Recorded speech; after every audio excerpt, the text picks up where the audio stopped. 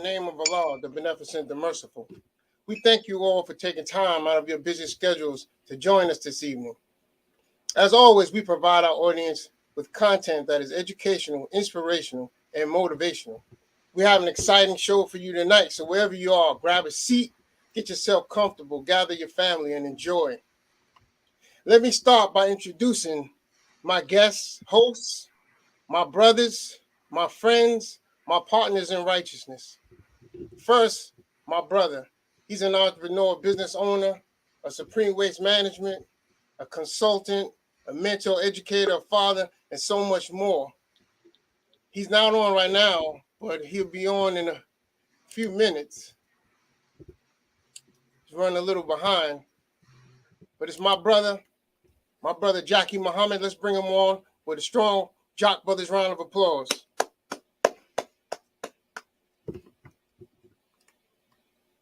Second, my brother, he's a real estate agent and consultant, a mentor, a father, a soldier, and so much more. My brother, let's bring him on with a strong brother, Jock Brothers round of applause. Our brother, Brother Kawi Muhammad. Praise be to Allah. You must love me, brother. In that type of interview. Praise be. Thank y'all again for tuning in to another episode of the Jock Brothers Presents Let Us Make Man. Excited today. Yeah, Brother Ahmed been talking about this show for a long time. And we got some guys on here today that's really just going to electrify us with some of the things they do in the community and their passion mostly. I get motivated by things of that nature. So I welcome our brothers and I look forward to the show.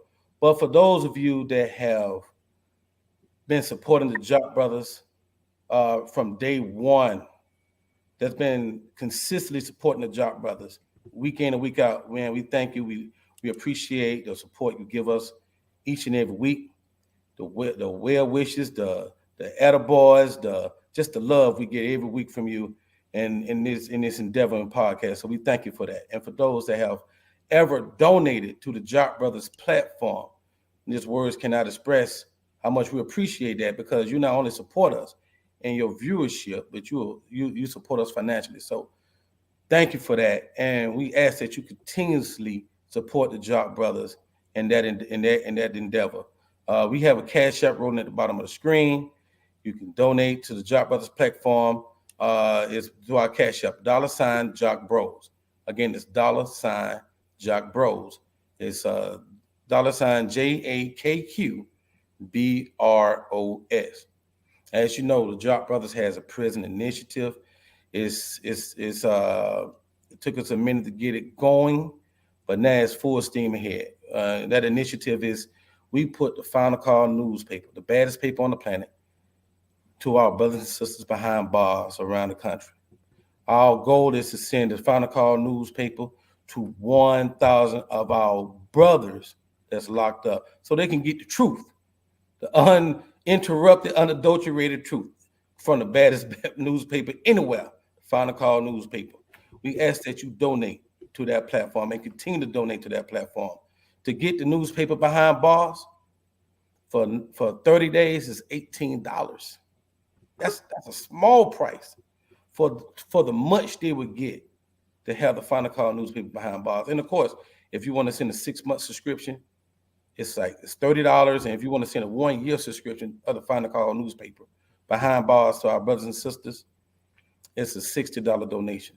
And of course, I don't know 1,000 people that's locked up. I don't think Ahmed, myself, or anybody on the panel today know 1,000 inmates, 1,000 brothers and sisters that's in jail. So it's very important that if you know of anybody that's in jail that desires the Final Call newspaper, please give us that information on our email address, jockbrothersviewers@gmail.com, and it's at the bottom of the screen. jockbrothersviewers@gmail.com. It's been told that when you're on the streets and you get a Final Call newspaper, that paper may hit the hands of 7 people, 7 brothers and sisters. But when you behind bars and that Final Call hit your hands, we have been told it could hit the hands of as many as 30 inmates. So just think about it. One newspaper, one Final Call newspaper behind bars. and it reached in the hands of 30 individuals. And they get a chance to get the teachings of the most honorable Elijah Muhammad, as demonstrated by the Honorable Minister Louis Farrakhan. That ain't nothing but blessings coming your way. So please support that endeavor. That's what I got for you. Let's get ready for the show. Thank you, Brother Ahmed. Thank you, my brother. Thank you. Okay, let's get it started. Let's get started. And I don't know, Carl. I may know 1,000. I mean, I'm from a neighborhood, brother. You know, I mean, and I know people in a lot of different cities, but the black man is under attack, man, and we get incarcerated in numbers. So if I wrote it down, I might know a few. Maybe might lead up to 1,000. Who knows? But that's neither here nor there. Yes, sir. Let's get started with the show. We have exciting guests for you tonight, and I feel secure. Because these men we have on that you see on the screen right now, my brothers, they are dedicated, educated black men of wisdom and strength. They make us all feel secure. We have Allah, and we have the black man who is God with us. I'm going to first introduce our first brother. He has his bachelor's degree in psychology and criminal justice, master's of business administration, doctrine of business. He's an author, life coach, a national trainer. He has 25 years of community and leadership development experience. He serves as an executive director and operational manager for the YMCA and as director of Atlanta Technical College Institute for Males. He is the founder and CEO of Manly Deeds Incorporated, an organization that provides secondary preparation, personal and professional development skills for boys and men of color. He is also the president of H.M. Carter and Associates, a company that offers consulting, workshop seminars, and public speaking. The company serves and provides their clients with the knowledge and skills necessary to improve their work, performance, and communication abilities. Man, I have the awesome pleasure to introduce to you my brother, my friend, my mentor, Dr. Henry M. Carter. That's right.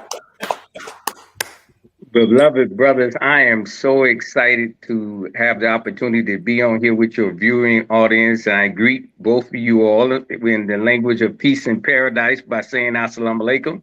Wa alaikum salam, sir. You know, it's always great to have opportunity for men to come together. The scriptures tell us is, behold, how good and great it is for men to come together in unity. And as we come in this peril time to talk about how can we help the least, the lost, and the left out, I'm always excited to have the opportunity to speak on that subject, to do my part in helping move our people forward out of the darkness that they have been placed in by a wicked enemy. And now we have the opportunity to give them the light of the truth and our experience, our exposure, and our education. That's right, brother. Thank you, sir. We appreciate having you on. And thank you so much for accepting our invitation. Sir. Yes, sir. Brother Mark. Yes. Okay. Next, we have our brother Mark D Mahoney. We've been trying to get him on the show for a while. I mean, we had to pull some major strings. We had to call in some favors, from high places. We really had to go all out to get this black man in on this show. He is a Chicago native, executive director, leader, facilitator of Let Us Make Man Foundation Incorporated. He obtained his bachelor's degree in social work, youth advocacy, and has over 17 years experience of helping at-risk youth navigating through their challenges of adverse environments and encounters. Let that play on you for a second. He has an uncanny approach and connection that captures the mind and hearts of the youth and has a deep-rooted passion and commitment to making our youth successful. Let Us Make Man has charters in Memphis, Tennessee, Mississippi, and Atlanta. Wow. I mean, we like to thank this brother for Wow. moving and shaking in all these cities and finally bringing this awesome program to the youth in Atlanta. I mean, with no more further ado, please, let's welcome our brother, my friend, my brother, also another mentor of mine, Brother Mark D Mahoney. Greetings, greetings, greetings. In the name of Allah, the beneficent and mercy. I bear witness that there is no God but Allah, and that Muhammad is his messenger. I'm very humbled and grateful and honored to be a part of this show. Yes, sir. Yes, sir. Thank you, brother. Praise be to Allah. We thank you again for accepting our invitation. I mean, as we get into the show, we're going to show more of your program, all your great works, inspiration that you are giving to our young men and young women. And we thank you for accepting our invitation.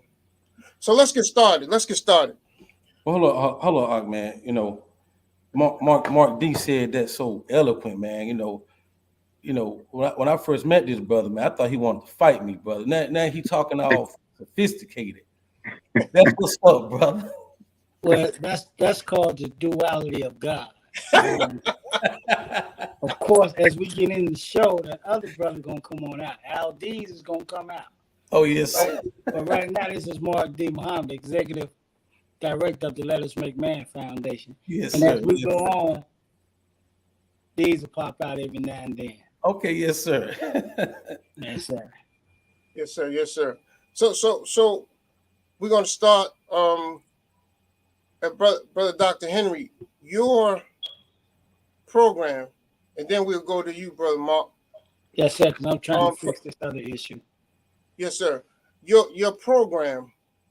Could you just give us a little before we get into your program? I'm sorry. Could we just get a little history on what led you to getting into this kind of work of dealing with our youth and mentorship of our people? Well, you know, brother, all of us know someone or have experienced absentee dad situation. My mother was a single mom. I grew up in Chicago and didn't have the father figure there. And of course, like many young men who grew up in a single family household, you want to contribute and help your mother because you see her going through so much financial challenges. And I found myself being involved in entrepreneurship at a young age to help out. Okay. But I also found myself being involved in being disruptive in school and going through many challenges of watching my mother struggle and deal with some other issues that she was dealing with. And a teacher named Mr. Finley took a group of 12 of us and took us under his arm to be a mentor and took us to Northwest football games and out to eat pizza and mentored us, which put us on a paradigm shift to become better young men. And that touched me so deeply that this man who had no reason other than he had a pure of heart to take us under his wing. And I said that whenever I get into the position, I too want to give back like that. And of course, in the journey of my life, I was blessed to come in contact with the teachings of the most honorable Elijah Muhammad, as taught to us by the Honorable Minister Farrakhan when I was in college back in 1988. And that further deepened my commitment to help the least, the lost, and the left out of our people, to make as many of our people realize the greatness that they have within them. And I started my journey to begin to formalize and create a system that would allow us to help as many young men as possible to plug into something that would make them better fathers, better husbands, better sons, and better involved in the community. And so my career in the YMCA afforded me a platform to have the resources to increase what I had experienced in the nation and what I had experienced in my life. And I began to develop programs, Boys to Men, Call to Manhood program that we collaborated with the county, and then went on to develop my own mentoring program called Manly D's Inc., that focuses on helping young men to get into college, the world of work, and entrepreneurship. Praise be to Allah. Praise be to Allah. Brother Mark? Problem. Yes, sir. Yes, sir. Yeah, we was just trying to get an idea of how and what motivated you to get into this work of mentoring youth and dealing with mentoring our people. But actually, I got into this field through happenstance. A sister that had a mentoring program, I guess she had been observing how I dealt with the youth. And she said, "Has you ever thought about speaking to the youth?" You know me, I said, "I speak to the youth every day. What are you talking about?" You know, that's what I do. And she says, "No, on a larger scale, a group home at a time." I said, "Well, no." She said, "Well, I'd like to invite you to come speak to the youth for a weekend at this camp." So, of course, I did it. It's actually on my website. And from that point to this point, that's when I felt the indwelling spirit of what I was sent here to do, why I was born, what fulfills me, what gives me purpose. Right. Come on. Praise be to Allah. Well, let's talk about what the psychology of dealing with our young people. Is that something that you develop along the way, starting with you, brother Dr. Carter? Is that something that you develop along the way when you're dealing with these youth, or do you go out and study? Because, I read a book. My son was 2 years old, and they were talking about terrible twos, and I just never liked the sound of that. And I went and read a book on what we should be expecting from 2-year-olds at the time. And it was amazing me. I was amazed on the actions that a 2-year-old takes. And we look at them as, they're being bad, but they're learning their environment. And we call them terrible twos.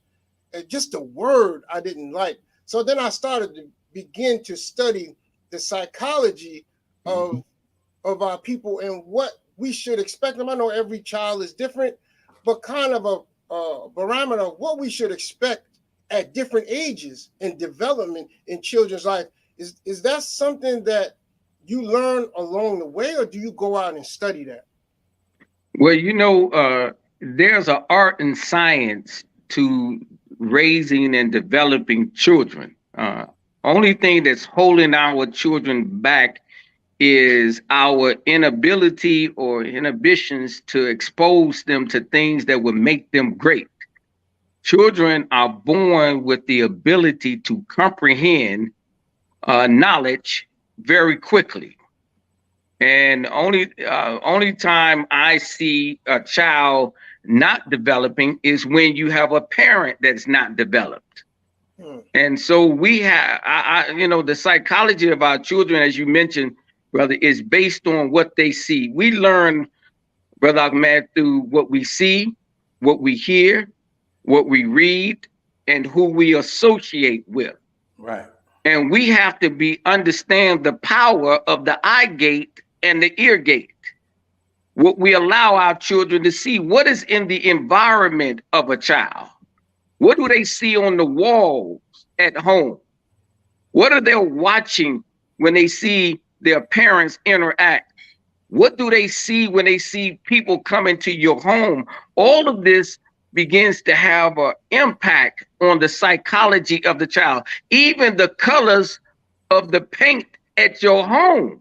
Come on, brother. Have an impact on the psychology of the color. Certain colors produce certain behaviors that we either position in them to have greatness, or we're creating a victim of arrested development by what we have on the walls, the paint, the pictures. And then what are they hearing around the house? Are they hearing positive conversation, positive things on the radio? Are they hearing positive things from the television?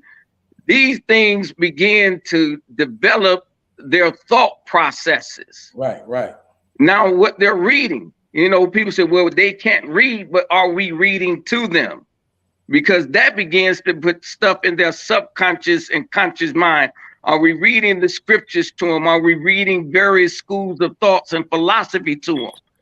And of course, we have to be very sensitive about who they associate with and protect them, because they mimic behavior. All of that develops the psychology of our children. And if you look at some societies where they have had children who have advanced educationally, you'll see that they do a systematic approach to making sure that the psychology of their children's minds are intact.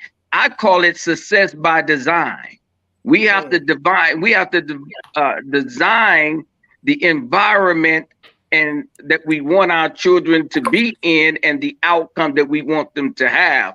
I don't, when people say that this child is a bad child, then I say, where you find a bad child, you find a delinquent parent, because a child is not born bad. Right, right.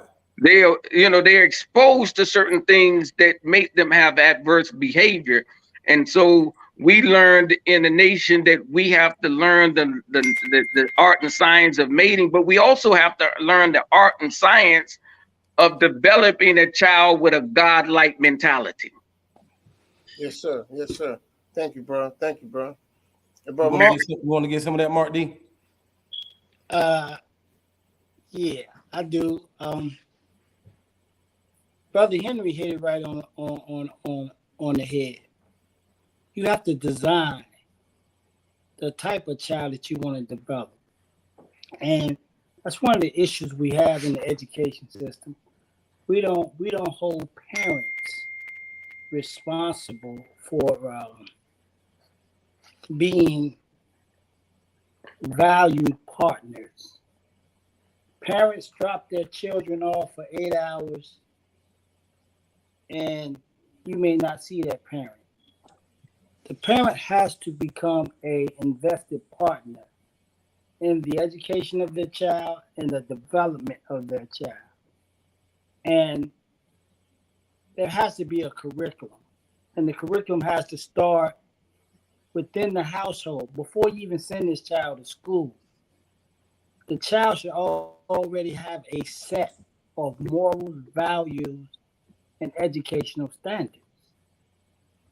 Or you run the risk of letting your child be developed by a person who has no sympathy, no empathy, no care, concern, or love for your child. But we can get into that. I don't want to be long-winded, but Brother Henry hit it right on the point. Let me get here. Let me get in there. Go ahead, Ahmed. I'm sorry. Oh no, go ahead. I didn't say that. Okay, so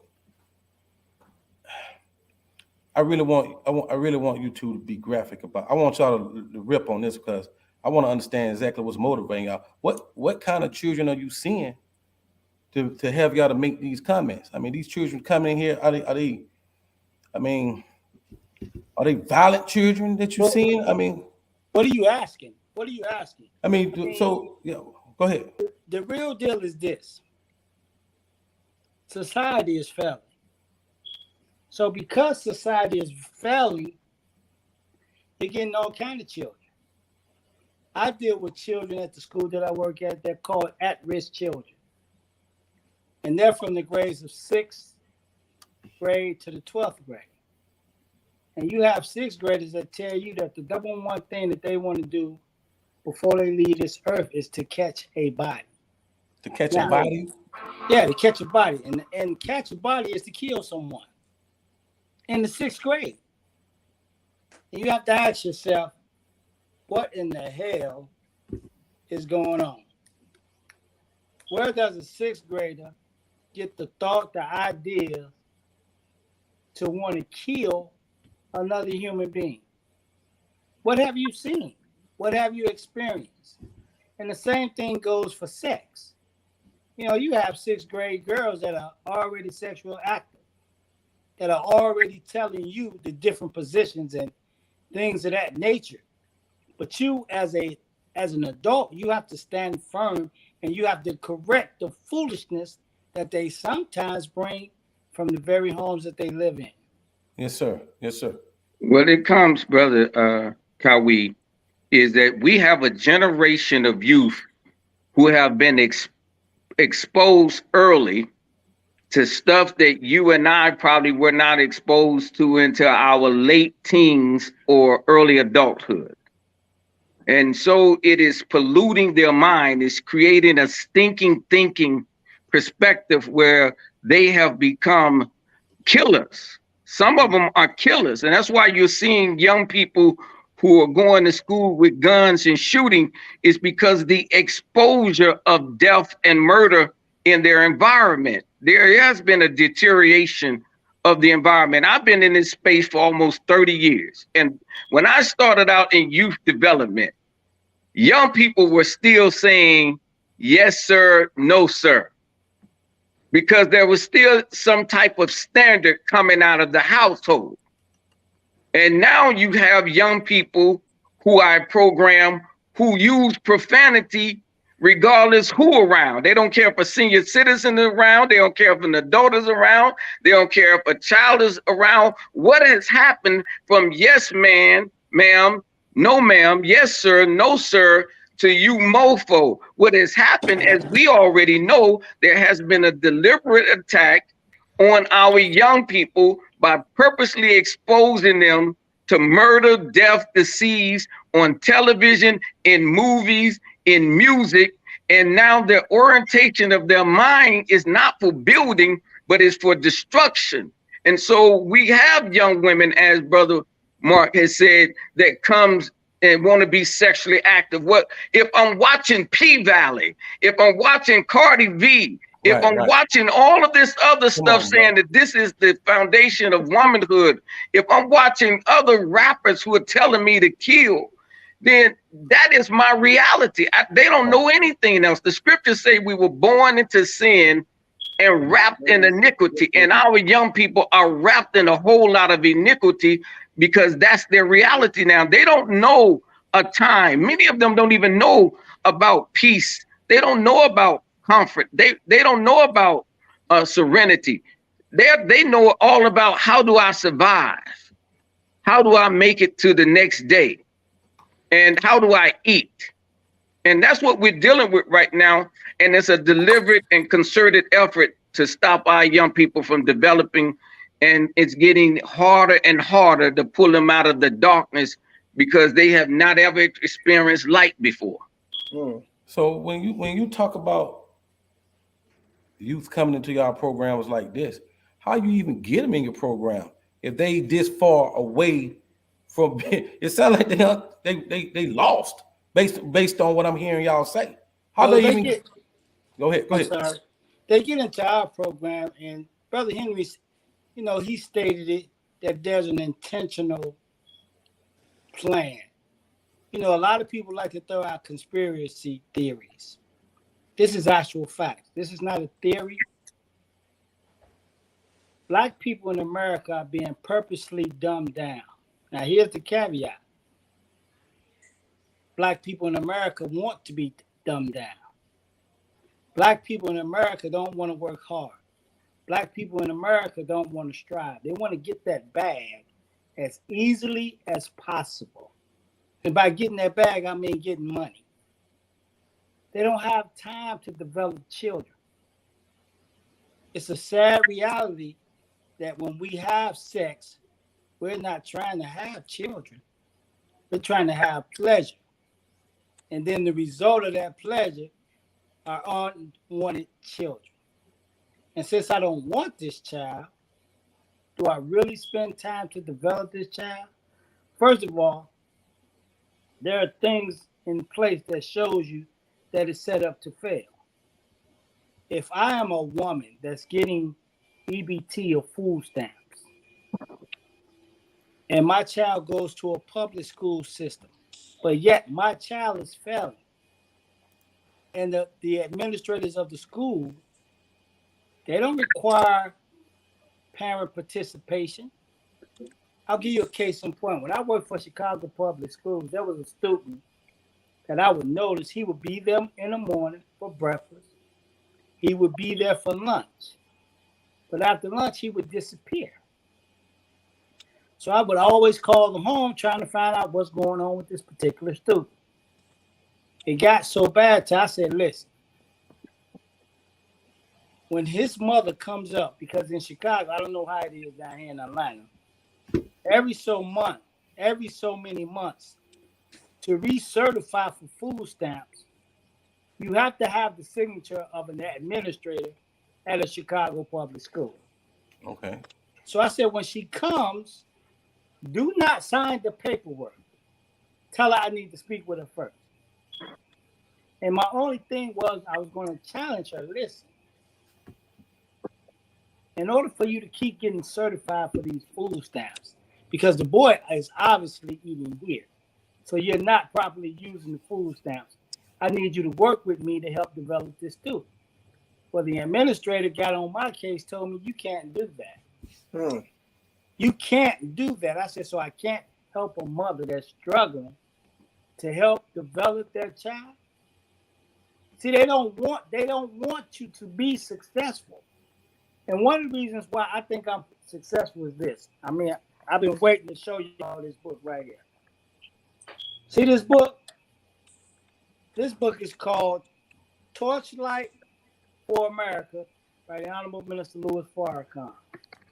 This book was written in 1993, almost 30 years. But everything in that book is very relevant to what's going on now. The debauchery, the fall of society. Now all of a sudden you got black men versus black women and vice versa. Insanity. You got people telling their children, you got a child now, listen to me clearly. A child under the age of 8 can come and tell you, I no longer identify.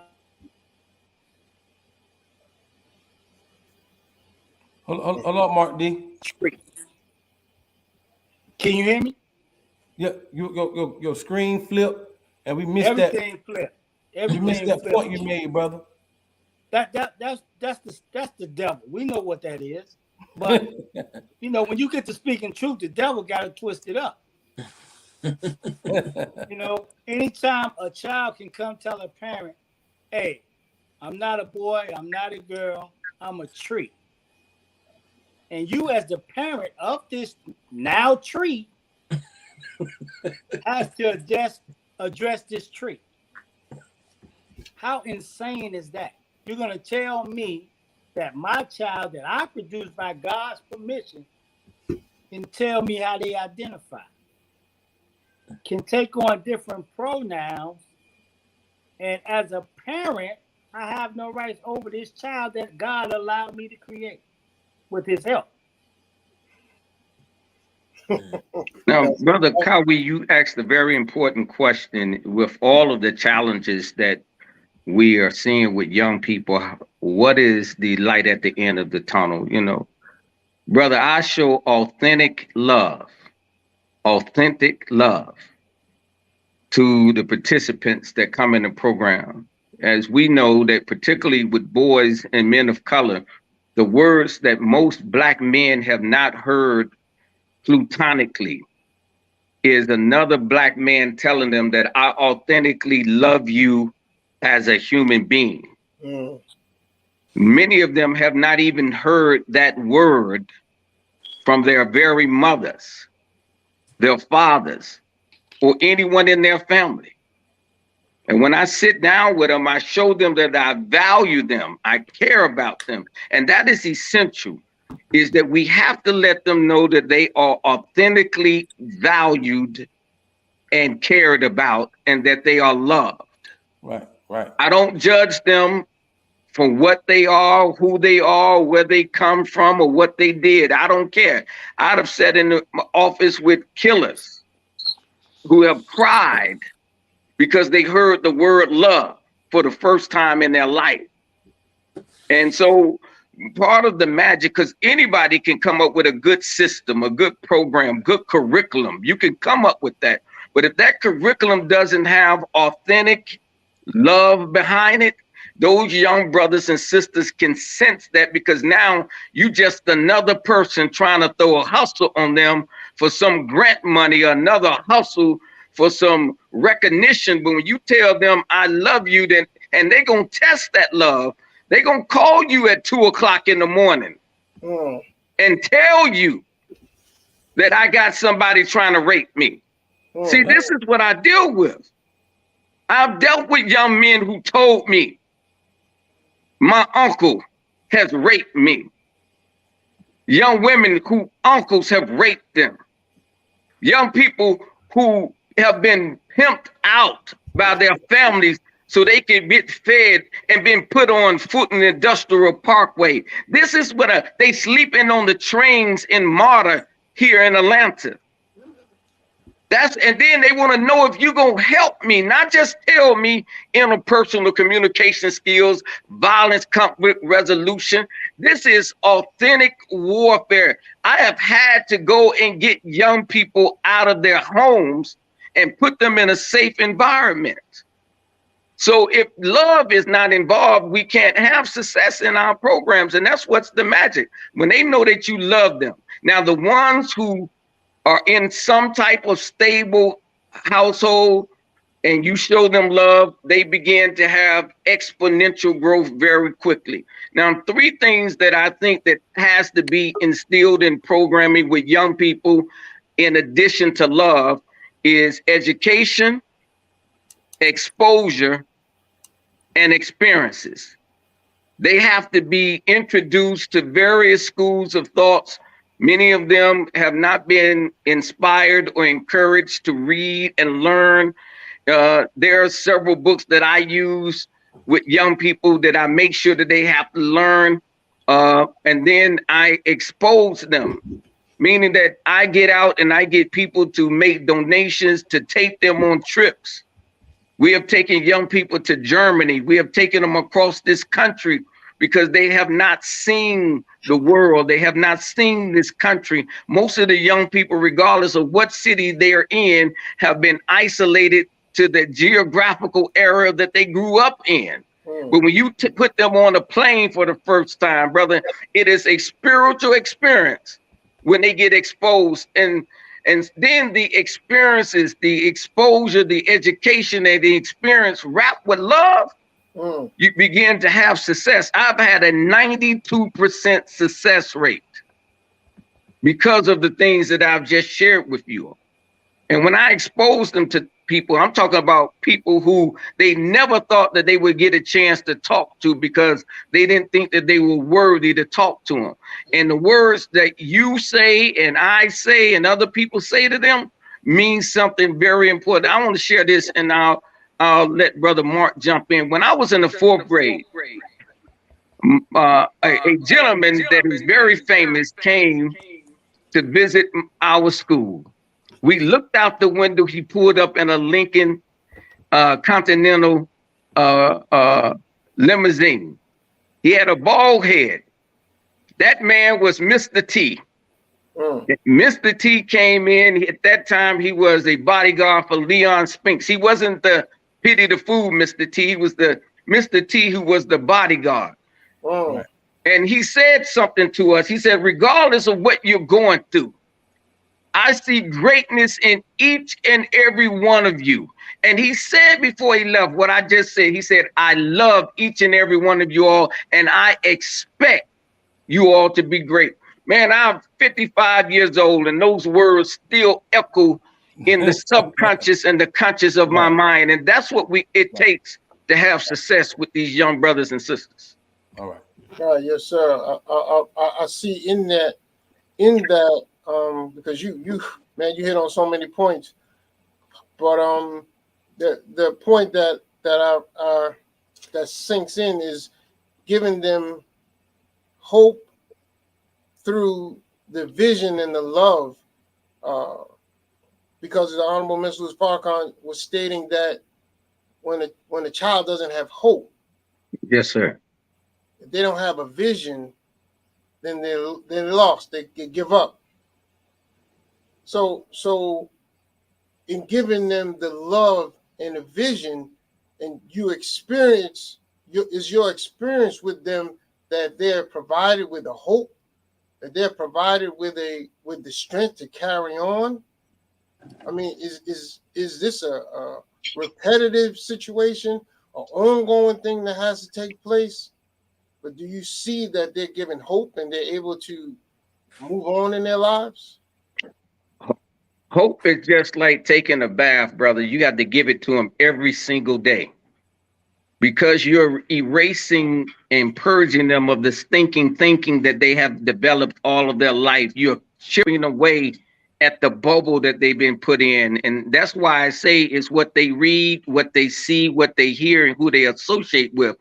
And in addition to me talking to them, I give them stuff to read that assists what I'm saying, so that we can erase the negativity that's in their mind. So reading is very essential to the development. The first thing that the prophet heard was Iqra, read.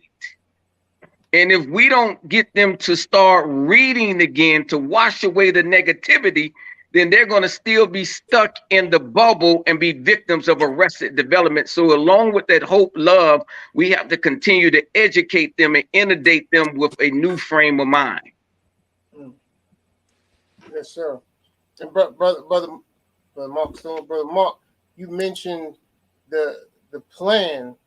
Our dear brother Milabi Cleveland, brother Roosevelt, educated me, and we dealt very in depth on the prison pipeline that our youth have to deal with.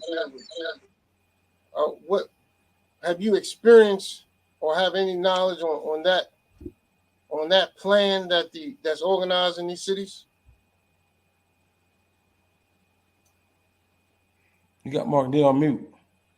I think he's echoing. Let me see if I can take it off.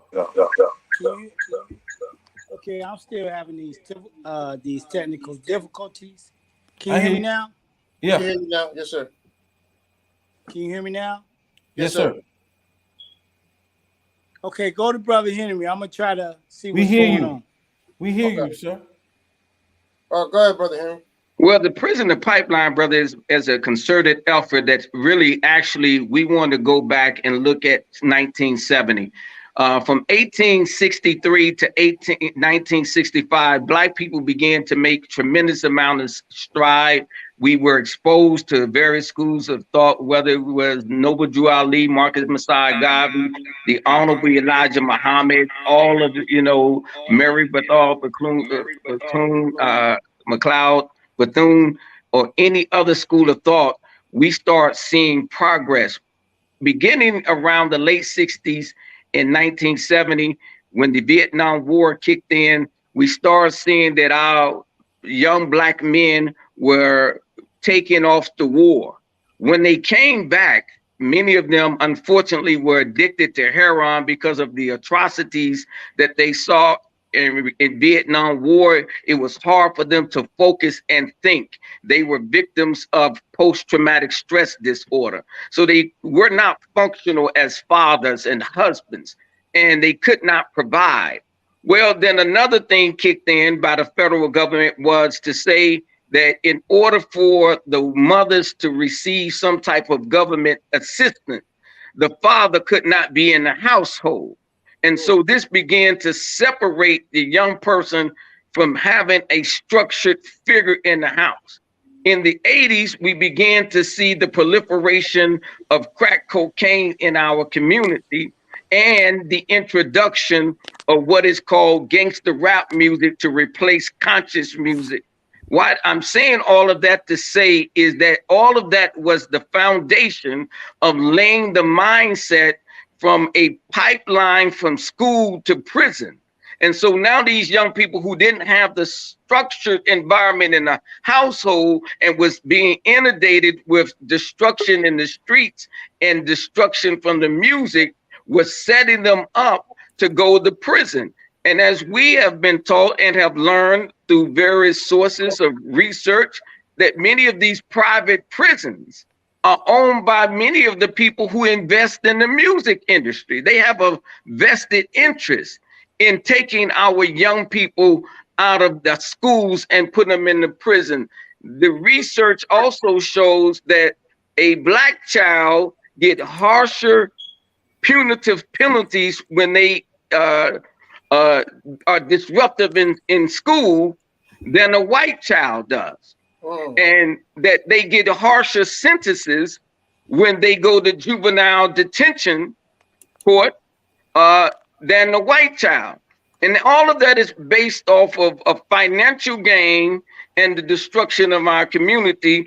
And with this new attack that they call CRT, critical race theory, not being taught in school, that's really a buzzword for saying that they do not want positive images of Black people being taught in the school system, and nor do we want our young people to understand the tricks that were used to convince them to be menace of society and end up in prison. And so this attack continues to go on with this pipeline to prison to give them, those who are enemy of the progress of our community, a strategic advantage in keeping our people in the condition that we're in. Bro, Henry, we have such an ideal issue and problem. And we also have an ideal enemy. When we're dealing with getting our people in the situation of mentoring, getting our people in a situation of having this passion to work with our children, you know, there's a chosen few and a selected few. We are all youth mentors, and we try to get brothers and sisters to join on with our programs, and it's kind of like we don't have a system in place, a standard SOP that we can implement in our culture. Mm-hmm. It's almost like if this is something that you're about, then that's what it is. Other than that, but it's no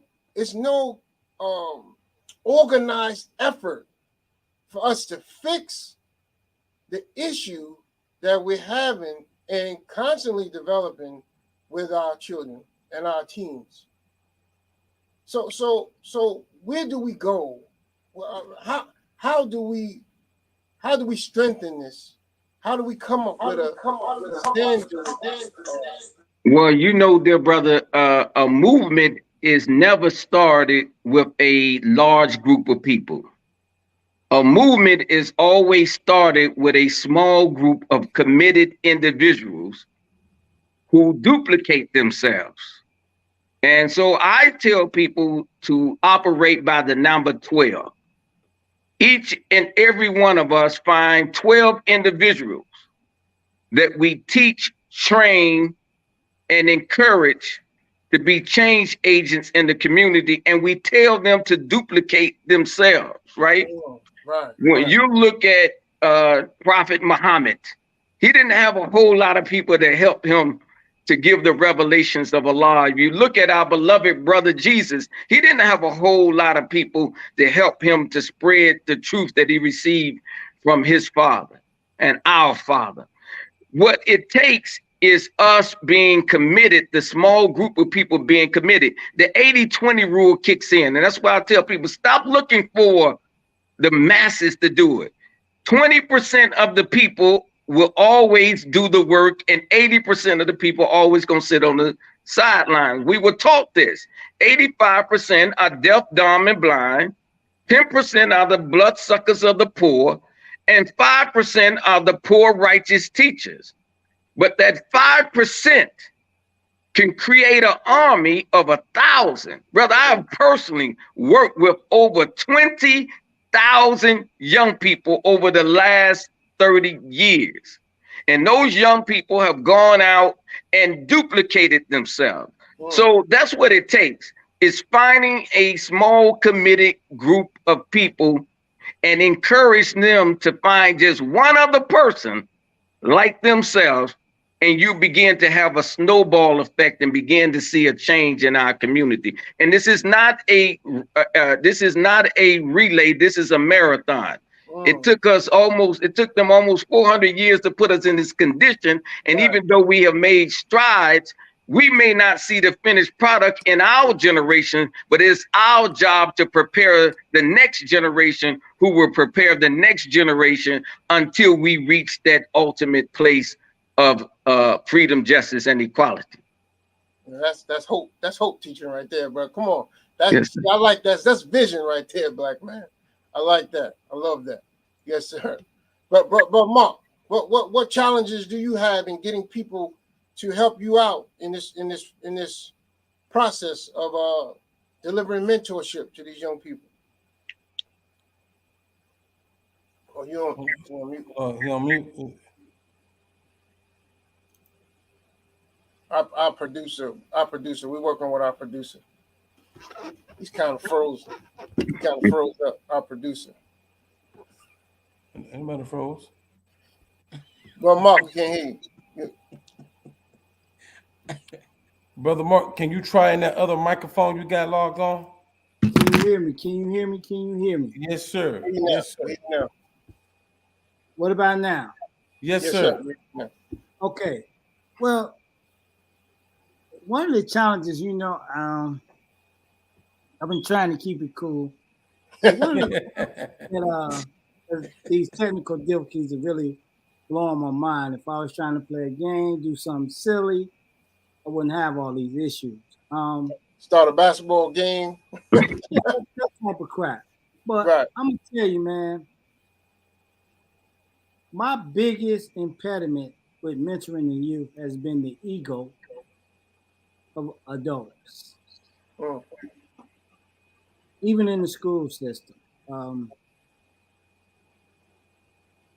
I got many stories because, we deal with many different children. And you get the children that are unteachable. So they say.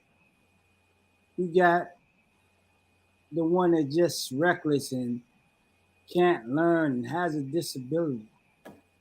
Brother Henry hit it square on the head early. Love. Children know when they're loved.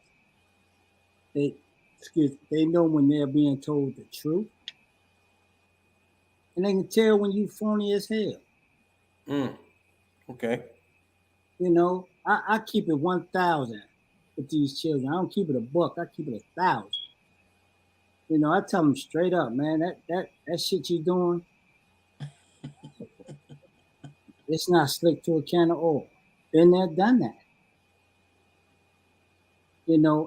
And sometimes, believe it or not, you have to have these conversations with the parents. There's a lot of single parent households that are headed by women, the majority Black women. Well, that's the population I come in contact with. And as a man, you have to be on guard against being played and playing with these women. You have to stand your guard on why you're there and what's the purpose of you being in this child's life as a mentor. Because sometimes these women can misconstrue the love that you have for their child as love for them. Come on, come on. You have to be steadfast in what it is that you do. See, one thing that Mr. Muhammad runs into is I'm too authentic. I'm very authentic. I'm not political. It's not about the children. I'm going to tell you real quickly to get that shit out of my face. That's not why I'm here. I'm not here for the money. I'm not here. I'm trying to develop citizens. And what I mean by that is I'm trying to develop citizens. And I don't want to sound spooky and self-righteous, but I want to develop citizens to help develop a righteous world, man. Come on, man. I want to develop. See, I watch our youth. I watch the foolishness with the pants. I watch the foolishness with smoking weed, or I don't eat tomatoes. You know, they're fearless, but they're fearless followers. No one really wants to be a leader. Like right now, if you look around Atlanta in 92-degree weather, you're gonna see children walking around with hoodies and stocking caps on their damn heads, tied up in 92-degree weather. Because they seen another one do it, who saw another one do it, who saw another one do it, because they have no logic to what they're doing. And then it gets to the point where we're scared. I'm going to say this again. Say it again. Black men are scared of the children. We walk past our children. We don't correct our children. I work with children that sometimes 6'3", 250, 260 pounds. But at the end of the day, son, you are a child and I'm an adult. We're going to respect these boundaries. Right. And you're going to be in your role and I'm going to be in my role. See, that's why I love the school where I'm at. Because in my school, if the student gets physical after a certain amount of redirections, Mr. Muhammad is going to get physical. I'm going to give you whatever it is that you need to reshape your thinking. Hopefully, it's a book. Hopefully, we can write, put pen to paper. Hopefully, we can have dialogue, go back and forth as human beings and find out, hey, how did we get here? How is it that when I meet you at the door, I say good morning, you say fuck you? Hey, how's your day? Miss me with that shit. Huh? That lets me know that you left the house in an aberrated state. And it's my responsibility as an adult and an educator to find out what got you there, what I can do to remove that from you and help you have a better day. We have to become more involved in the lives of our children. And when I mean our children, I'm talking about Dr. Henry's daughter is my child. Right. Brother Jackie's son is my son. That's right. Ahmed's son is my son. Kawi's children are my children. So I'm going to handle them accordingly. I'm going to treat them with honor and respect and dignity. I'm going to say yes, sir, no, sir, yes, ma'am, no, ma'am. Not what up, bruh, my dude. Ain't none of that. You have to set the example for these children, man. They're not getting examples. Hell, if I'm smoking weed with my mama, I'm smoking weed with my daddy, I'm going to come to school and respect who? You're going to respect Mr. Muhammad because Mr. Muhammad is going to set the standard at the door. So my biggest problem is not the children. It's not. It's other adults. It's administrators. It's other men who are jealous because they don't have the God-given wherewithal to connect with these children, man. And one of the reasons why we don't connect with our children, we got to get out of this funky mindset that we're better than the children. Come on now. Come on. That's good teaching, Mark. Keep on the rights. Come on, Mark. The rights. Because I'm an adult, I'm better than you? Hell no, Right. I was just you a couple of years ago. Digging in my damn nose, smoking whatever. Now I'm grown. I don't know the challenges of trying to matriculate from being a child to a teenager to an adult.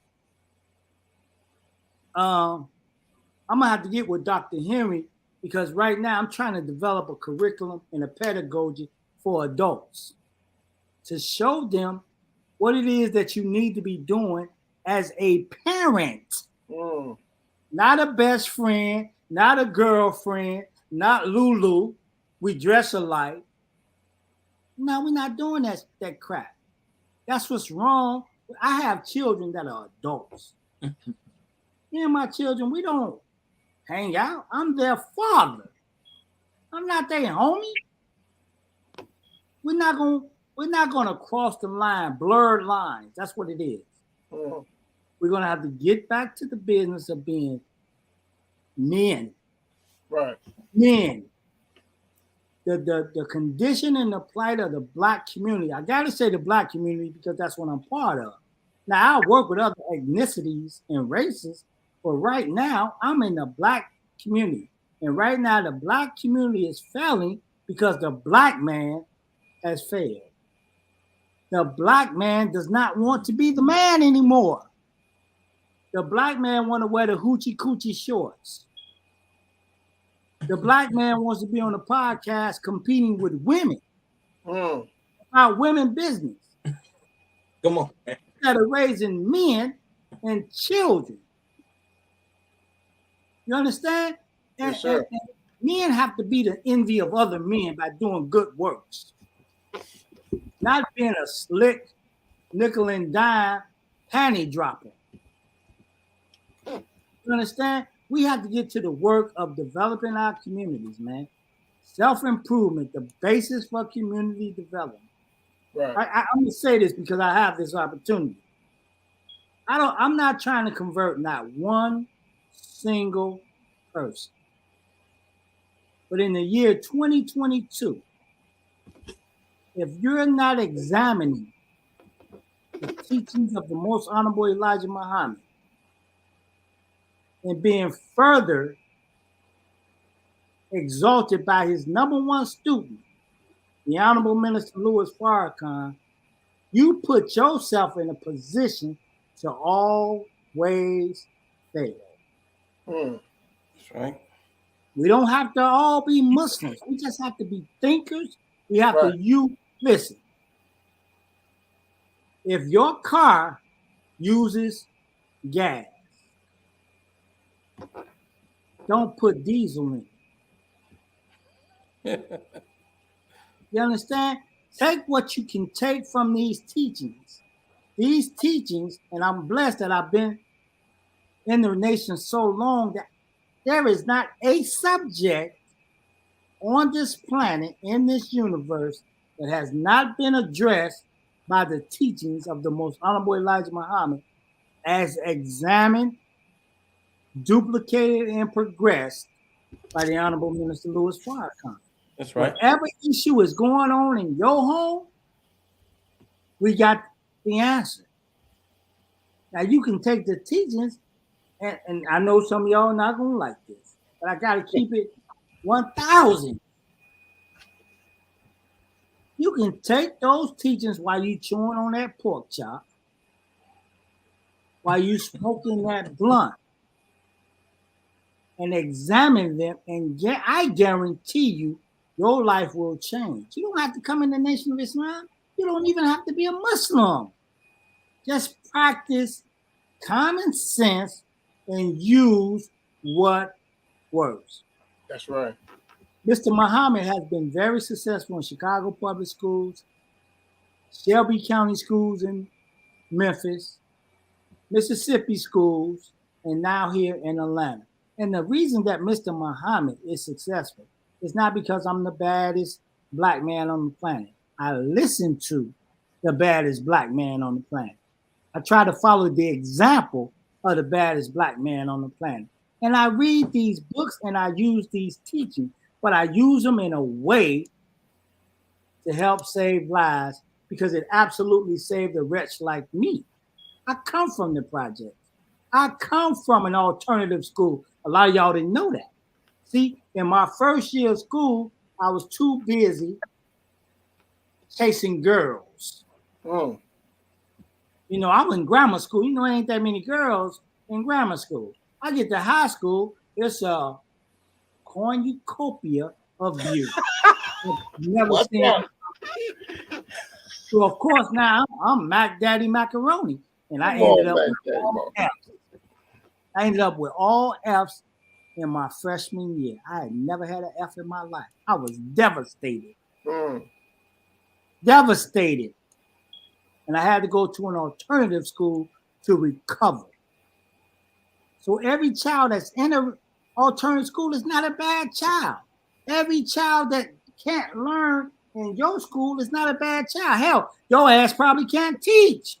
Right, right. You probably don't know how to intertwine your heart with that child's heart so that child can receive what it is that you give it. Come on, man. And we also got to understand that everybody that look like us ain't for us. That's right.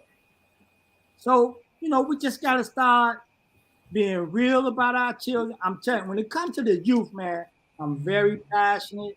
You know, people that hang around me, they see me, they think I'm crazy because I'll see a group of the youth pull my truck over, run over, start having a whole conversation with them. Don't know them from the paint on the wall. But what I do know is that they need some information Come on. in their brains Right. to help them to navigate and matriculate through this evil, wicked, sad ass world. Right. Yes, You sir. understand? Yes, So sir. y'all excuse me for the expletives, a little profanity. Don't judge me. Don't write no letters to Chicago because they ain't gonna do nothing but throw them in the garbage. No way. They know me better than you know me. Hey, brother Mark, we gotta speak the language of the people, man. Everybody understands. Man. This is it's 8 o'clock. We're gonna take a quick commercial break, brother. Kawi is going to introduce a few items, but I want you brothers to stay on because we want to go into your websites and speak on all the products that you've built up and producing through your websites, because we want to get some major support and backing behind you so we can get the word out and the truth, like Brother Mark was just saying, to deal with the psychology to help our children and our young people to navigate in this world. So go ahead, Brother Carly. Oh, yes, sir. So again, once again, everybody, thank you for tuning in to another episode of Job Brothers Presents Let Us Make Man. Again, we have a prison initiative out there that's really in full gear right now. And we're asking everybody to get behind that initiative. Once again, to put the Final Call newspaper behind bars for 90 days, it's $18. It's $18. And what better way to invest your money than investing in our brothers that's behind bars? And of course, $30 for 6 months, $60 for a year.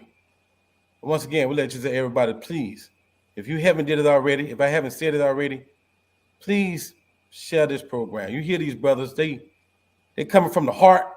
They're doing an honorable work. This is the type of information we have to get out to everybody. So please, if you can, go to Job Brothers on YouTube.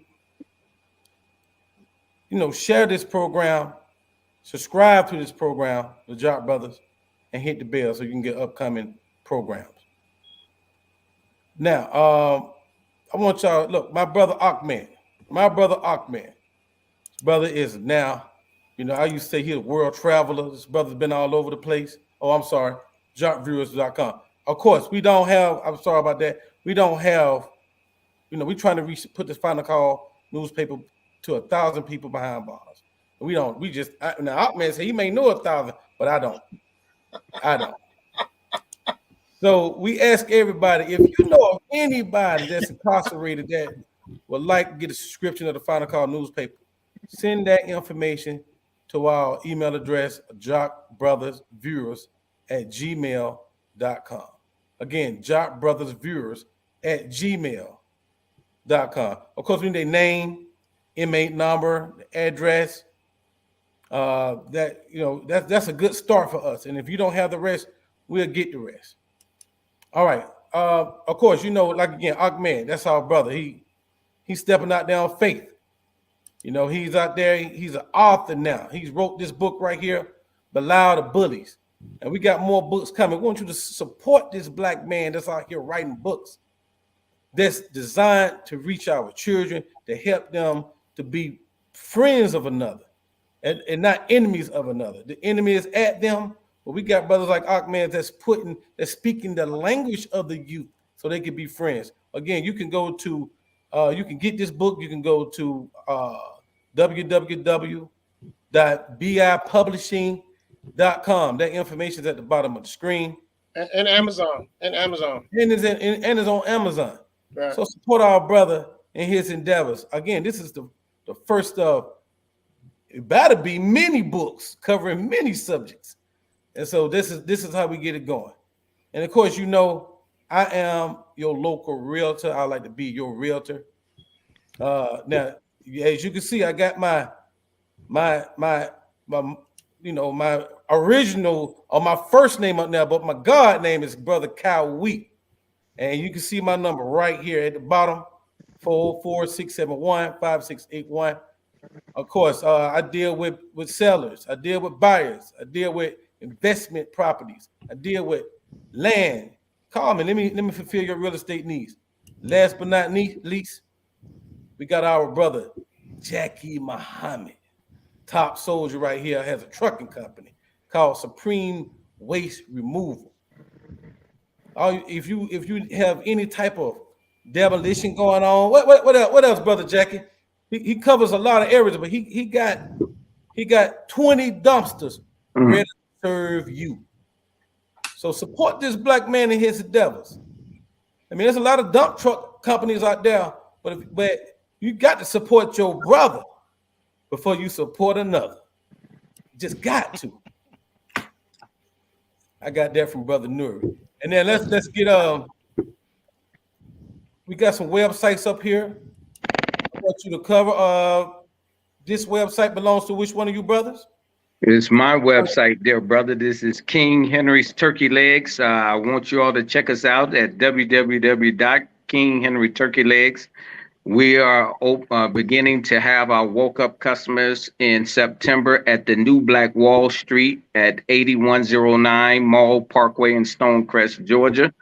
But you can also reach our website and we provide catering for you. Praise be to Allah. Let me get to the next. Do y'all see that one? I guess you don't. Let me get back at it. I guess you don't see that one. Let me go to the next one. And whoever is responsible for this, speak on it, please. And this is also my business. This is the Tree of Knowledge Bookstore at the same location, 8109 Mall Parkway, the new Black Wall Street. You can go to treeofknowledgebookstore.com, come into our bookstore. We also carry Brother Ahmed's book, Bilal, and we carry other publications in there. So you can come in and sit down at the Tree of Knowledge and get some books to take back home to your family and increase your knowledge. Yes, sir. Don't leave that website yet, Brother Kawi. Scroll down a little bit. Well, first of all, go back up, because I wanted to make mention of Brother Dr. Henry's book, Who Moved My Nuts? And he's an author. And now if you scroll down a little more to the next, he has classes on how to publish books. So anyone, could you speak on that, Brother Henry? Yes, sir. So beginning in August, we're going to show individuals, we're going to provide a workshop where you can learn the structure of writing your book. And then we will provide consulting opportunity for you to, we'll walk you through your whole process to finish your book from beginning to end. And, you know, I share with people all the time, books are a great source of additional revenue, but it's also a part of your legacy. All of your experiences, your exposure and education, you can put it in a book and leave it for your children's children to be able to examine long after you're gone. Praise be to Allah. Praise be So to anybody Allah. interested in writing a book, please visit brother at the mall. That's also at the mall as well, right? The address. Yes, sir. Store, I'm missing one, brother Ahmed. the Black Wall Street Mall. I'm missing one, brother Ahmed. You want to give me a second to try to pull that up? That's okay. All right, let me Oh, is it let me coming get up these. now? I'm trying to get it. I'm trying to get my brother Let Us Make Man Foundation. Give me just a moment. If it fell off. While you're getting that, I'm just going to show this. Brother Mark, could you give us an intro on that, please, before he pulls up the screen? That's the website, www.longfoundation.com. You go on that website, you see the services that we can provide, our mentoring services, and we mentor both females and males. We do conflict resolution, we do restorative justice, restorative practices. We even have trauma-informed care because as Black people, we are under a lot of trauma and don't realize how or why we act the way we do. Praise be to Allah. Was your pull up, Chloe? That's the same thing I got. That's the same thing I got. You want to? I still wanted you to pull up because I just wanted to. Oh yes, sir. Wanted them to look at it. Yeah, come right here, brother. I'm sorry. That's fine. Take your time. Brother Henry, I also wanted you to speak on after he shows this website. I wanted you to speak on what other services you provide with your mentorship. Yes, sir. Go ahead, brother. Brother Mark, could you just give a little extra spin on that website? Could you click on the menu and go on to one or two of this? Yeah, right there, right. Go ahead, brother Mark. Yeah, that gives you an introduction of the Let Us Make Man Foundation. And as you progress through the website, you will see that the staff that and the team that I put together comes from all walks of life. My son, who graduated from the University of Arkansas, Pine Bluff, he helps our children in the agriculture department. We want to develop future farmers. We want to make sure that we're self-sustainable. I also have a retired vet who does ACT and SAT prep. We have a whole, we just have people from all walks of life to help our children. Hit the staff, Carly. Hit the staff. Right. Right there, our staff, our team. Our team, yeah. Is your son on that? Yes, if you just scroll down, of course, that's me, the lead facilitator.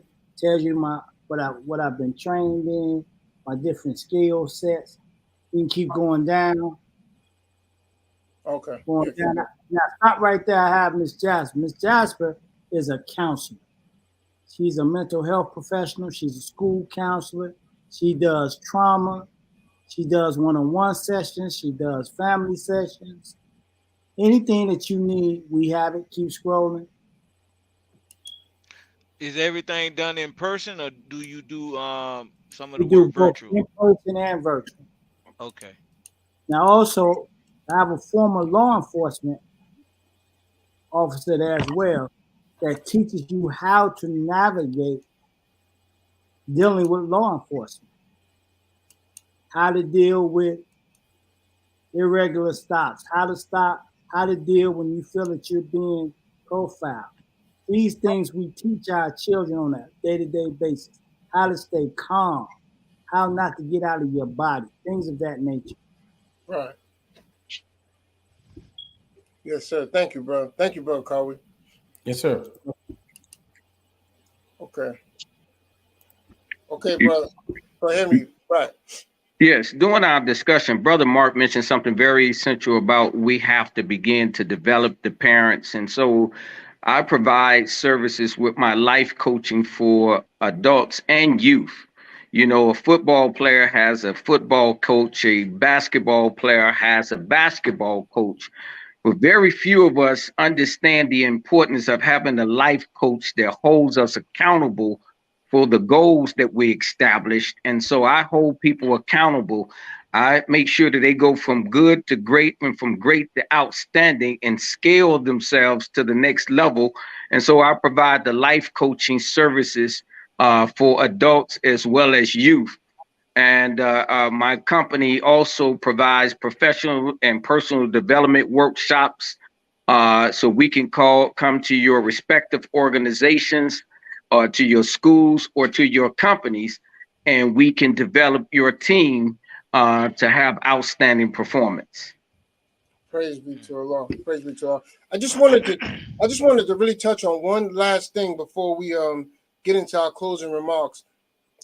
These new gun laws, man, whoo, and the marijuana laws, but specifically these new gun laws, we're already carrying around weapons, and there's certain situations where our youth are running into situations where we have other races that are using weapons against them, but the majority of times that when we have weapons, we're using it on each other in our own communities. But what do you brothers have to say on these new gun laws in Georgia and all these different states where you just have the right to carry now, like anybody can carry? Well, I think it's a very dangerous combination of young people who are using recreational drugs and also carrying weapons, as well as adults. There's 11,000 people last year in the state of Georgia who was denied the opportunity to get a gun permit because of their psychological condition or their previous criminal background. Now, with the new law in Georgia as of July the 1st, they will not be checking for your psychological condition or your previous criminal behavior and putting guns out on the street. What does that mean is that we have to naturally assume that everyone out there is carrying a gun. And because most of our young people and adults have not been taught interpersonal communication skills, violence, conflict resolution, and critical thinking skills, and they lack emotional intelligence. Right. They go from 0 to 10 very quickly, not thinking about what would be the consequence of me even brandishing a gun. It's a setup to fill the prisons back up again. I want to add this, Brother Ahmed.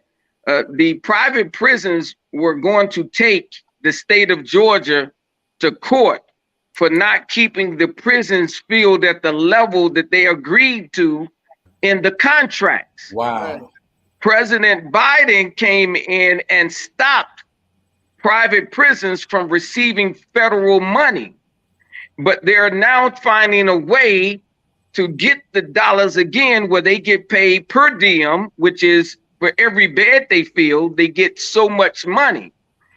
Well, this gun law is going to assist the state of Georgia in filling those beds because there will be an increase in criminal behavior from individuals brandishing a gun, using a weapon, and even murdering people. So we're about to see a high rate of incarceration in the state of Georgia like we had never seen before as a result of these gun laws. And unfortunately, many of our youth are going to be a victim because Georgia has a law that came in effect in 1994. There are certain crimes that you do that automatically get you 10 years in prison. The judge can't even do anything about reducing your sentencing, and using a gun in the commission of a crime is one of those crimes that automatically get you 10 years in prison. So we're about to see a lot of young people who are using a gun while committing a crime who will be locked up automatically beginning at the age of 14, because that's when the law allows them to put them in jail, in prison for 10 years. Yes, sir. I have a question, man. This is you know, I want to digress a little bit. Wait, Carl, let's see if Brother Mark had just something to say Oh, about yes, sir. Yes, sir. Go ahead, Brother Mark. I'm sorry. Well, again, we have to understand what we're dealing with. Now, one of the reasons why it's so appealing to Black youth, these guns and the use of gun and violence, is because we don't properly educate our children on guns. We don't take them to go to a gun instructor. Their knowledge of guns comes from Grand Theft Auto and Billy Bob on the block. Come on, Mark. See, you got to take time and teach your children. You know, when we were little, our parents used to tell us, man, don't touch that stove. That fire is hot. Yes, sir. And it's got to be the same thing with this gun. Hey, man, this is not a toy. This is a tool. This is a tool, and this is what the intention of this tool is. But if I'm playing Grand Theft Auto all day, Warzone, which I play, but I'm an adult, you know, and we play these games and we go out here and we think it's bang, bang, pop, pop. Play around, stick around. You know, since I've been here, I think the juvenile justice system is a joke here. I've dealt with many of my students in the court system. There's many of them that I've written letters for. There's many of them that I won't write letters for. They don't empower the probation or the parole officers. They get 50 taps on the hand so that by the time that they're an adult, their rap sheet is already established. Like Brother Henry said, there are 10-year laws here. There are laws that will get these children smashed before they're 24 years old. But again, we have to understand that these are our children. We're responsible for these children. We're responsible for developing the type of citizens that we want. And again, it's back on you, Black man. Stand up. Accept your own and be yourself. Nobody said you had to be a Muslim. But come on home, unite, and do for self, man. Listen. I'm not in no way disillusioned about the aim and goal of this system. But since I've been given an avenue, I'm going to do everything in my power to circumvent this system by helping out one baby at a time. I'm not breaking the law. I'm just doing what I do. Yes, sir. And we have to teach our children when the game is being played on them. And the game is being played. Yes, sir. Thank you, bro. Bro, Carl, Yes, sir. We need to close, but go ahead. You got something real quick. I just real quick, if y'all can answer it in, you know, as quick as possible with a little bit of behind that, that'll be great.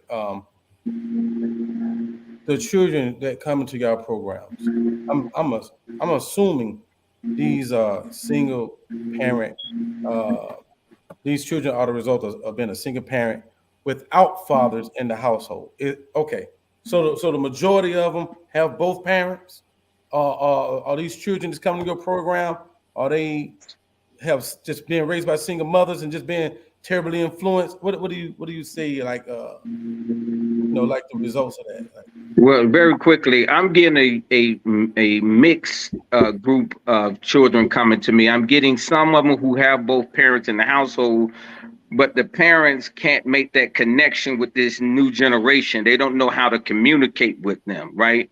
They're stuck under an old mindset of how to parent with a new generation. And then, of course, I'm getting single moms who are just psychologically and spiritually exhausted. They're not bad mothers, but they understand that they have reached a certain point where their skill set stop and they're looking for somebody else to help their child to develop. Right. Also, bro, but Doc, that it takes a 2-family household. Because at some point, the young men have to have a father in their life. I'm just saying that's well, if the father's not there, it takes a strong male mentoring figure. Right. It takes the village. In Africa, the greatest title outside of father is uncle. Right. Where we are their uncles, and we have to fill that void where the father is not there. Yes, sir. Yes, sir. Again, it's back on again as black men. We have to pick up the slack. You know, all these children are my children when they come into the building.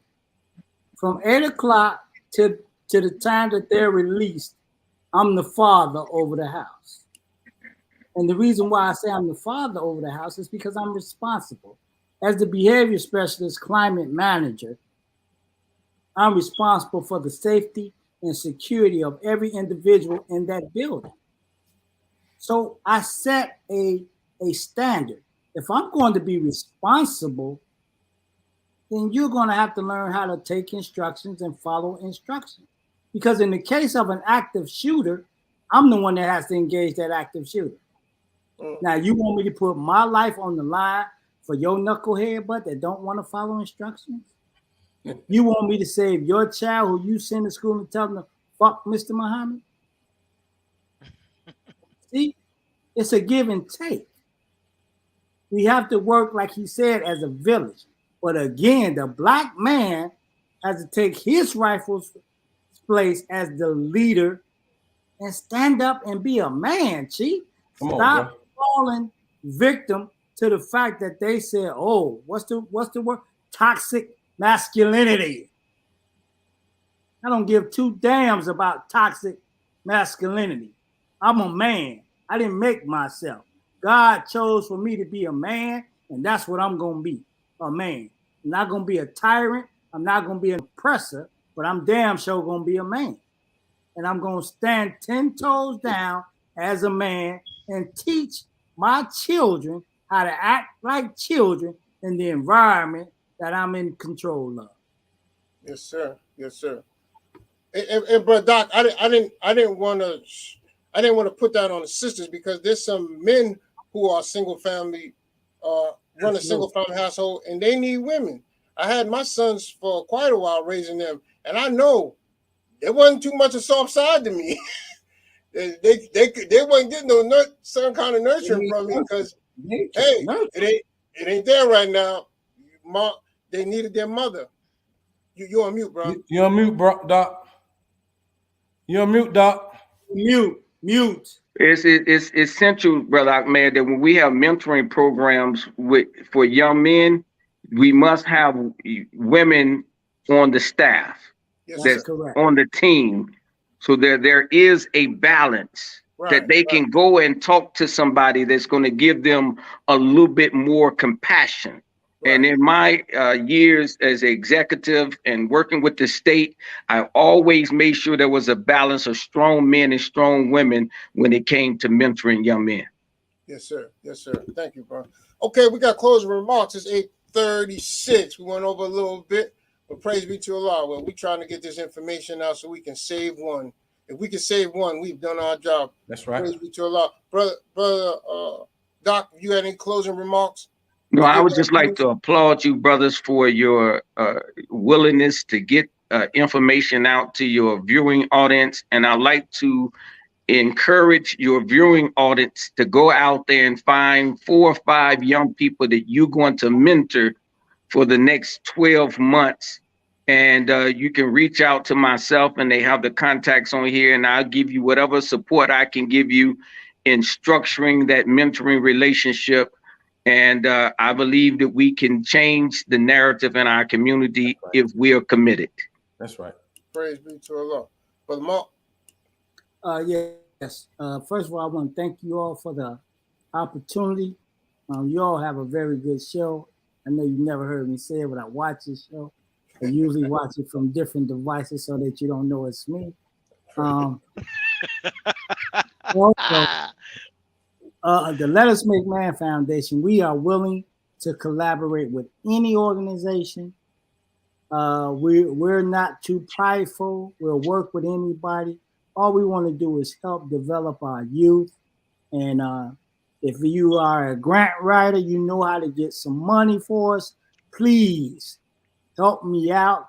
I've always everything that the Lum Foundation does comes out of my pocket. Comes out of my pocket. I rarely get donations. I don't know why. Maybe it's me, but again, you know, I'm gonna take care of these babies with the pennies, the nickels, the dimes. I'm gonna take care of them. That's right, brother. Come on, bro. By hook or by crook. But That's right. you know, I'm gonna do what I gotta do. If maybe if you know any grant writers, Dr. Henry, send them my way. I ain't got no money. Write their fee into the grant. It's cool. Right. Yes, sir. Yes, sir. Thank you, bro. But Jackie. Yes, sir. I just want to say I applaud both of you with the work you're doing. Um, and definitely we need examples, fathers, but most importantly, uncles. Uncles is in our teachings from the beginning. Yes, sir. Yakub was speaking to his uncle. You know, one came to save his uncle. That's And right. I really applaud everything you both said. I'm really shocked that Mark D though. I mean, Mark D is definitely doing a great work. A polished brother who me and him interact very frequently. But definitely great work, brother Mark. Proud of you, bro. Brother Henry, I haven't met you yet, but definitely I'm proud of your work, and Thank you. you are two honorable brothers, but definitely keep up the good work. And speaking with brother Ahmed, it looks like we're gonna be we making headways towards you all. Yes, And sir. hopefully you can all come and speak to the junior Fruit of Islam Yes, Yeah, sir. that that's our that problem. we have with Let me and know. then yes sir, definitely gonna let you know, brother. And we want to tie that in, brothers, and like you say, make honorable citizens and make examples that know how to go out and duplicate themselves. Man, that's a great work, brothers. I'm proud of both of you, man. Good job. May Allah bless both of you with Yes, sir. success, which He will. You're doing His work. You're doing His work. So may Allah bless both of you. Assalamu Yes, alaikum, yes, bro. sir. Thank you, bro, Jackie. But Kawhi, I'm gonna say your part, all right? No, go ahead, bro. Go ahead. Yes, sir. Dr. Henry, brother Mark, y'all doing a big work, brother. Y'all are literally saving lives. Y'all are literally, making our future a better future. And I just thank Allah for you, brothers. And I just ask Allah, I pray Allah that He continue to bless you with all that you need to be successful and to keep the type of success that you have. You're very passionate about what you're doing, uh, brother. Dr. Carter, man, you really speak well, and you have these like little sayings that stick with you, and I can see why you may get the success rate that you get, and they resonate, and of course, Mark D, man, like I say, when we met, man, you called me comedian and stuff, man. I need to, you know, you got this tough image ring, but I understand why you tough, man. You dealing with our future, brother, and they got to believe you when you talk to them, and so I get it, and I salute you, brothers. Like Brother Jackie said, y'all are honorable brothers, and I just like I say, I look forward to working with y'all in the future. We're youth mentors, and I mean, I'm just gonna let you sit back and just learn from you myself, so Yes, that I sir. can be a better example to youth that I run into, especially my son is 16 and impressionable. And like Ahmed said, man, all I could give them is that grunt, that grunge, but they do need that nurturing. And I need to do better about trying to pick somebody around my son that can give him that sense of mother. Thank you, brothers. Keep doing what you're doing. Assalamu alaikum. Thank you, brothers. Praise be to Allah. Again, I'd like to thank both of you for joining us and getting this timely message out. It's always on time. We're always on time. I always grew up with the message, each one teach one. And I know changing the world, it takes us to build a village. We need each other and saving one life after another. I mean, I grew up around a lot of young brothers who, man, was from 0 to 10, and you never knew what level somebody was going to be on. You never. It was. I watched a lot of deaths. I watched a lot of fights, and I watched a lot of teen pregnancies, 13, 12. I mean, I saw a lot, and I always was intrigued to learn the psyche of our youth. As I was a youth, because I'm still trying to learn. I was still trying to learn myself. And that's what developed my passion, because I always wanted to be able to save one. I always wanted to see a young man go from no knowledge to then speaking knowledge. And wow, it's almost like Allah touched their spirit, or the knowledge of God entered their minds and their hearts. So you brothers are doing a fabulous job, and I definitely want to commend you and give you flowers while you live, and really inspire our viewing audience and all those to back and support you. There's so many opportunities that you brothers are opening, so many doors, and we have to promote our brothers, our uncles. We have to promote you in what you do. And I wanted to say to our listening audience, what are you doing to produce young men and women who can change the condition of this world and their lives? It's just a question. And as we produce another good show, as Brother Jackie would say, if he had one last thing to say. Oh, we're going to change it up. It's keep it Messiah. We're going to keep it Messiah. Yes, sir. That's what I'm talking about.